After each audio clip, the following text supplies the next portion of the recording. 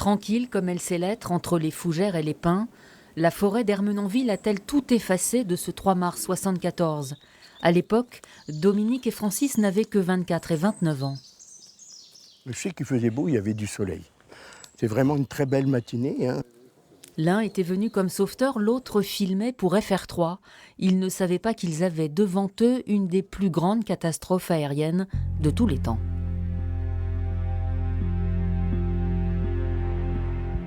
La première chose que je vois, c'est un bras, une main et surtout les galons de commandant. Uniquement ça, ici, qui est pendu dans l'arbre. Ce qui m'a impressionné, c'est par endroits de la fumée, mais c'était gris. Tout était gris, pas brûlé noir, c'était gris. Je ne sais pas si ça t'a fait cette impression. Je ne sais pas, parce que quand on arrive, je dois dire qu'on est... Le mot peut paraître fort, mais il y a une certaine torpeur quand on arrive. Ah oui, oui, oui. Je me vois arriver et je me souviens encore avoir mis mes mains dans les poches et me dire « qu'est-ce que je vais faire ?» Moi, ce qui m'a marqué aussi, c'est il y avait une grande tente à l'entrée, là, en hauteur, et tous les corps, tous les sacs arrivaient dans cette tente. Et j'ai vu, il y avait des sacs qui étaient hauts comme ça de corps. Le DC-10 de la Turkish Airlines venait de décoller de l'aéroport d'Orly 9 minutes plus tôt, lorsqu'une des portes de la soute s'est ouverte en plein vol, entraînant une explosion due à une décompression. L'avion s'est écrasé en forêt à 700 km/h. 4 passagers ont été retrouvés à 8 km de là. Cette bobine, elle va avoir 50 ans. C'est la première fois que je l'ouvre. Elle n'a jamais été ouverte avant.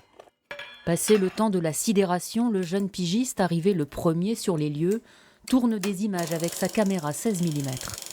Je filme en plan large, parce que je commence à filmer et je ne filme pas de corps. De toute façon, je ne filme pas ce qu'on voit par terre, je filme de très loin et un respect pour les personnes. Et je voulais faire très attention à la manière des prises de vue. Je crois qu'Ermenonville m'a vraiment fait changer ma manière de voir les choses. Je me suis dit, je veux faire du sauvetage, je veux être utile. Un tournant dans sa vie, il sera pompier alors qu'il avait toujours voulu travailler à la télévision. 346 passagers ont péri dans l'accident. Il n'y a eu aucun survivant parmi les 12 nationalités à bord. Là, il y avait un Francis. Ouais, on voit que ça fait du monde quand même, hein. Qu'est-ce qui est passé dans la tête des passagers à ce moment-là, sachant que c'était la fin? Et puis l'équipage, j'entends aussi, hein, bien évidemment. Eux étaient même encore davantage au fait de savoir que c'était fini. Qu'est-ce qui se passe dans la tête à ce moment-là? On dit le destin, ben oui. Le destin, il est comme ça. On est pour mourir. Chaque jour fait qu'on a gagné une journée. Eux n'ont pas gagné cette journée.